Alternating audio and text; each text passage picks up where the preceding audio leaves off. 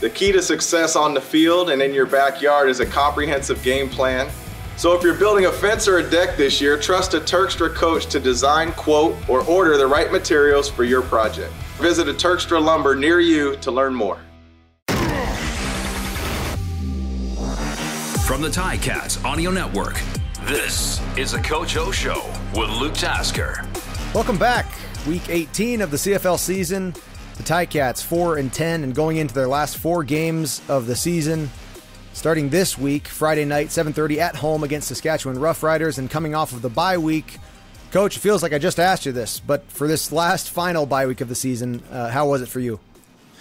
Yeah, bye weeks are always good. Chance to reflect, actually get your mind away from ball. And I will say that this wasn't a super long bye week, and so by the end of it, we were chomping, ready to get back to work. And so, I think it's always good for players and their health and that thing, but I think it's also good for coaches and everybody in the building, not just coaches. There's so many other people involved in the organization, from equipment to therapy to communications. Everybody is deserving and needs a break. Absolutely. You guys had 2 kind of late ones this year. Does it ever feel like a distraction at this point in the season, or an interruption, or is 3 too many? I'm so accustomed to, I think we used to always just have the one bye week. Yeah.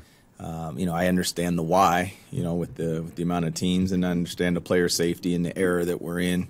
But I think it does make the season pretty long, to be honest with you. I would like to see it go back to 1, but nobody asked me. Yeah.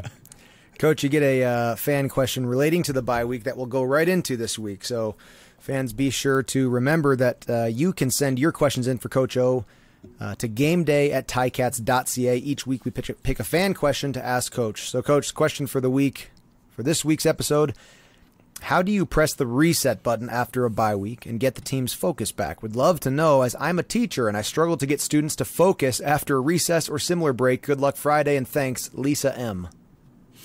Oh, well. All right, Lisa, thank you for the question.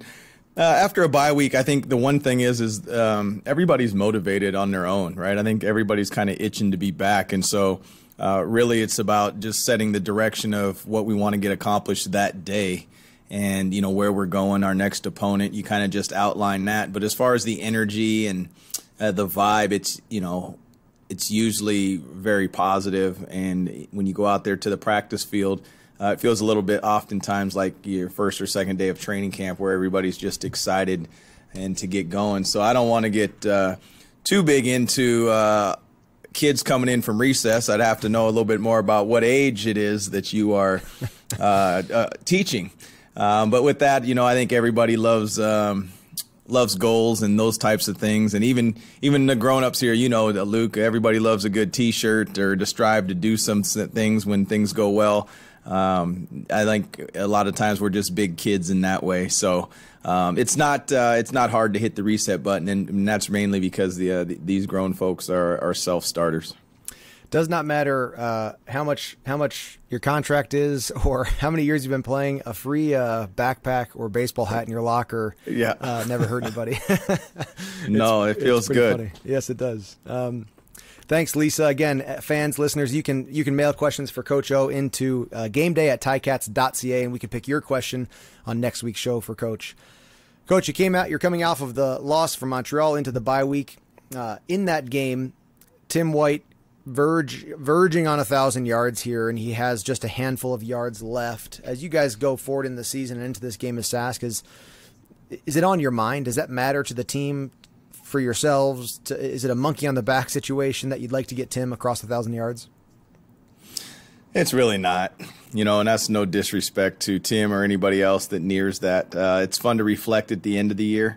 I think if you asked everybody to a person, it's about winning and doing the best that they can do.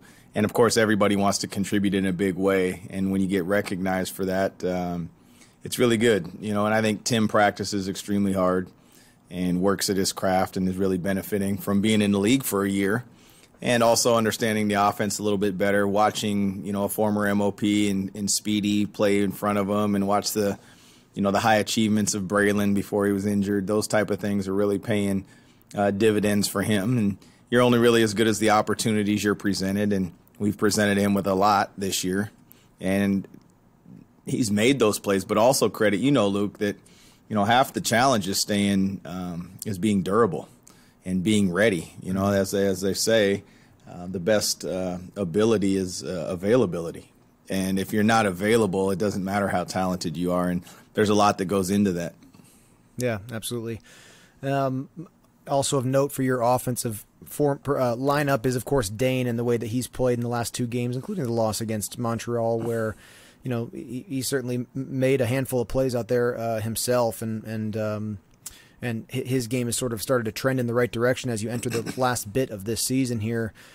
To me, as I kind of thought as the way he had been playing and then hitting that bye week, that sort of did seem like an interruption to me. Like you almost wish you could see Dane take the field again that next week. And of course, now we're here and it's time to move on. But what are you expecting to see in that combination with Dane, Tim White, Stephen Dunbar, that receiving crew? Just to continue to build on the solid foundation.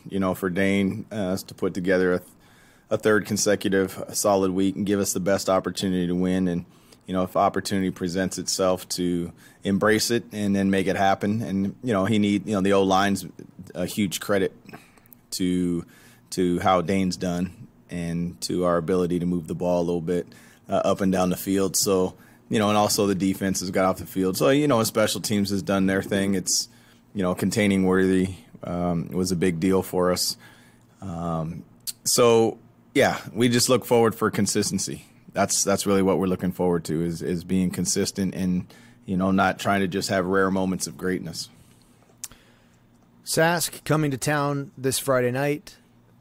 The only chance for the Rough Riders to make the postseason is through the East. They have to come and replace one of the Eastern teams as the number 3 team in that Eastern bracket. A loss to Sask for your group creates a tough situation, and then you start having to rely on Ottawa, Sask, and Edmonton to all start losing games in the last handful of weeks. Your team, winning all 4 into the last stretch of the season, strangely enough, still does not guarantee a playoff spot, but it would be very, very unlikely that the Ticats would miss the playoffs if they're able to win all 4.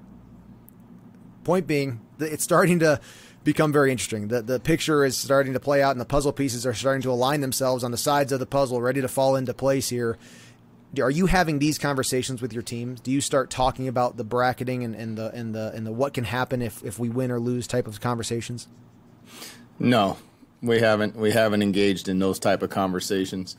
Have we discussed the urgency and that sort of thing? Absolutely, but don't want the.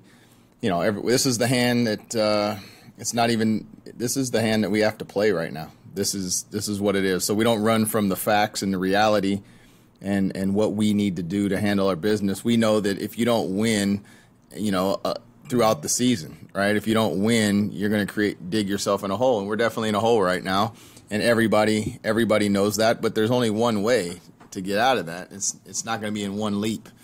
You gotta just continue to grind and build and go to work.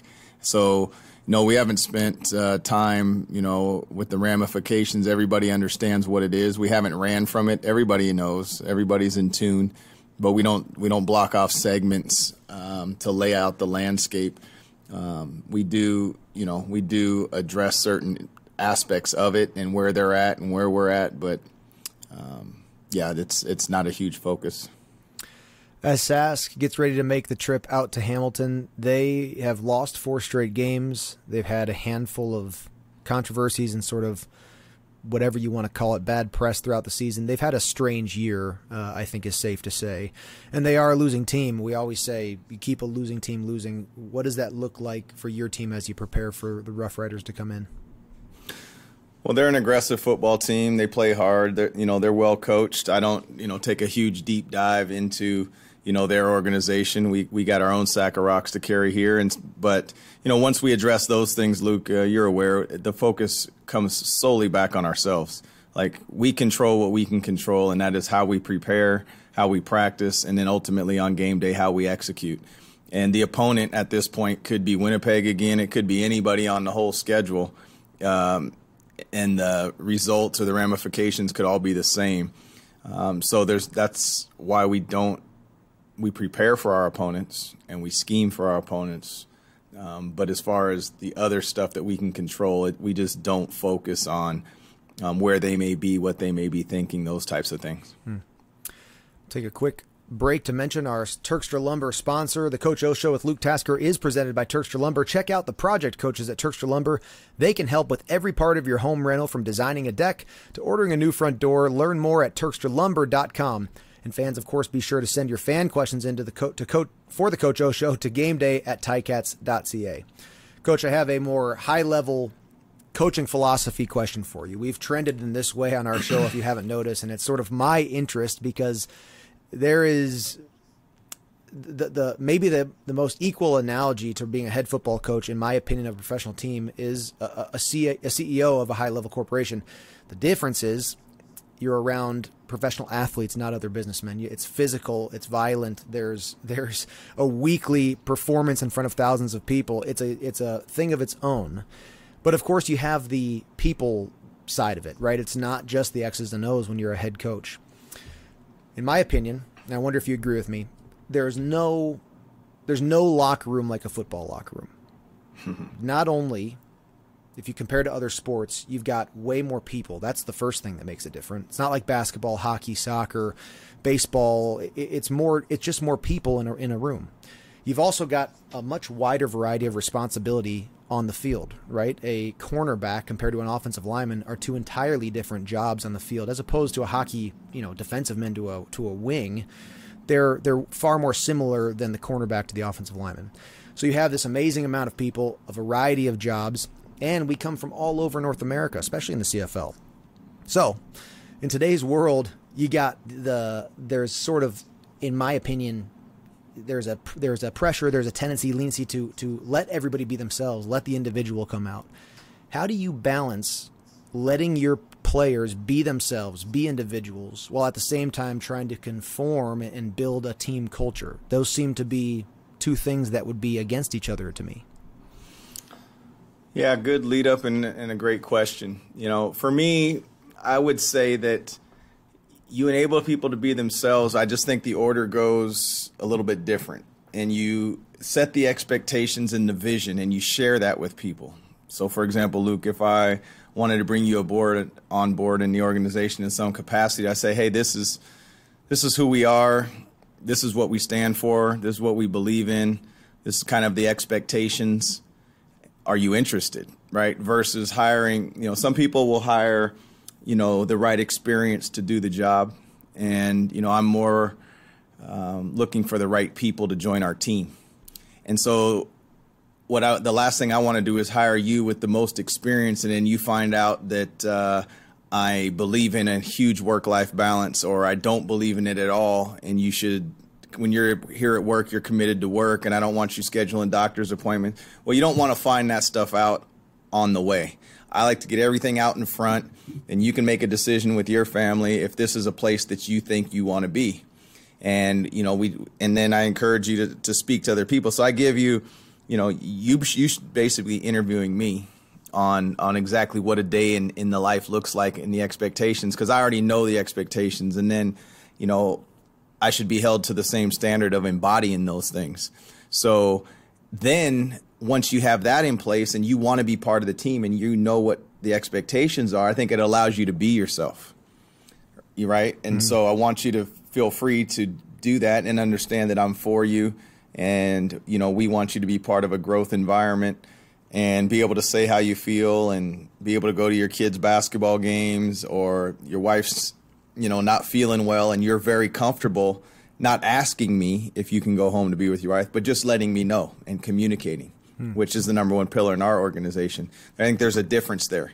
And if you don't feel comfortable, then you're going to call the neighbor maybe to pick somebody up, or you're going to try to find things to work it out. So to answer you in short, I would just say that you're very transparent about your expectations and how you see that person fitting, and then you see if that's something that they want to be a part of, and then then they're themselves. They're comfortable. It's fascinating. And I have memories throughout my career of players and coaches, to be honest, players and people in the organization whose individual, they're them being themselves albeit maybe it was different or crazy or weird, was a good thing. And I can remember times where guys were too much, weren't able to buy in and weren't able to conform. Sounds like a bad word, but weren't able to conform to that sort of culture, and their individualistic style kind of worked their way out. But there's nothing like a football team to have to deal with so many people and so many different people. I think Luke, just to jump in there, I think it's, I'm with you on the conform thing, but it's like, do you want to be a part of this team? So, for example, if you don't like the way that Apple greets you, then you should. That's fine. Then you go work for Microsoft. They may do it a different way. It's not about right or wrong. It's about this is how we do things here, and it's okay to not like it or not want to be a part of it. It might not fit who you are, but we're being authentic in our expectations, and this is who we're going to be. Because if that's not out there in the beginning, then when you show up day one and we're expecting you to say hello to everybody, even if you're having a bad day, it's just going to tick you off, and it's going to tick me off, and now all of a sudden you got a disgruntled employee, and then here we go. I've heard you say, to the question of something like, what do you expect from Dane? And I've heard you say before, we expect Dane to be himself. Is that to say that Dane is sort of a guy, you're hanging your hat on what you already know about Dane. You know that he's a guy who can be a part of your team the way that you want him to be, or any player. I've heard you say that in a number of guys, just expecting them to be themselves. Mm-hmm. Yeah, absolutely. It's because you already know that person at the core. You already know they want to be the best version of themselves. You already know they want to be coached hard. You know they're going to give it their all, and you know that they know that you have their best interest at heart. So they already want to be a part of the team. And now it's understanding the weaknesses, embracing it, having everybody understand their weaknesses and want to work on those along with building on their strengths. So that is part of it, Luke, absolutely. You can hear in Ticats today, Louis Butko with Dane, a handful of other players as the week goes on, and sounds like there is an authentic excitement for these last 4 games. You take the stance often that the locker room is the players, and you don't want to put your foot in there or have too much of a presence there. But is that the energy and the feeling that you're getting from your team, that there's a genuine excitement for what could be from these 4 games to come? Yeah, no, and what I'm basing that off of is our meeting room. I bounce around and I'll go into the coaches' meeting. I love their energy. I love the outlook. I love the preparation. You can sense a seriousness in the players, but you also don't sense a tightness. And that's all what you want during the week. Ultimately, there's a test, right? Everything can be going great. And like I said before, I've had great practice weeks and played average. And we've had average practice weeks where you want to pound your fist on a table and say, oh, my gosh, it's like you don't know what, and then, boom, lights out in the game. And so I think you just hang your hat on preparing, taking responsibility for the energy you bring to work.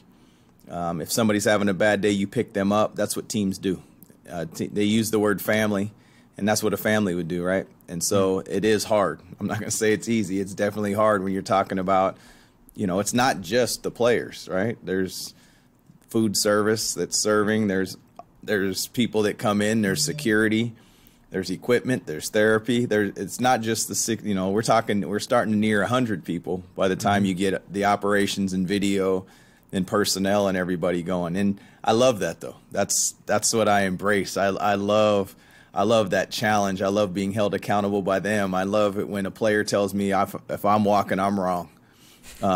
There's nothing beneath me. I'm not going to walk by the paper towel and leave it on the floor either.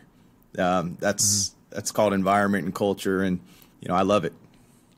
Everybody knows the feeling of when you go to a restaurant and to the counter, and everything that person's given you is that you've interrupted their day. You're the one ordering food. You're the one paying the money, but you are inconveniencing them by being at that counter or ordering that food there.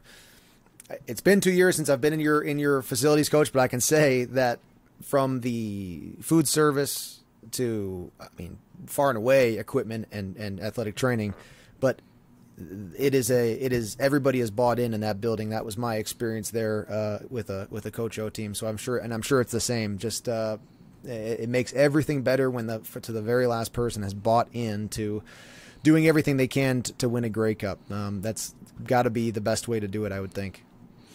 Well, I can only speak for the things that we believe in and whatever withstood the test of time. And I think it's not a secret. I think the one thing you do is you just keep things people based and understand that they're people. They're not personal. They're not the running back coach. They're not players. You have titles, but you're people. And so if you keep it people based, I think it gives you an opportunity. Yeah, there's listen, we're in a win-loss business, and beer sales and merchandise sales, that's a business. It's a sports entertainment business. We all know that. But within that, you can have some fun along the journey. And, I'd love to be that dot on the timeline that was able to affect lives. And football is a vehicle for myself to do that. That's great. Coach, one last one here. SAS coming in Friday. What does your team have to do to get ready and win this game Friday night?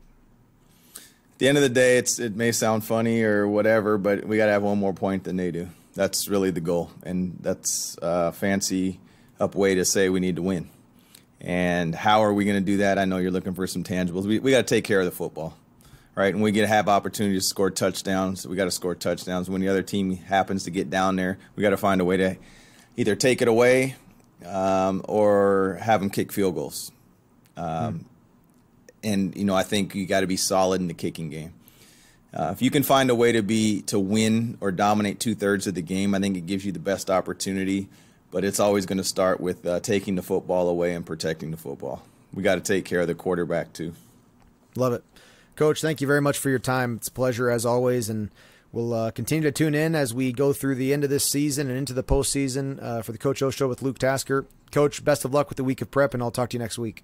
Awesome. Thank you, Luke.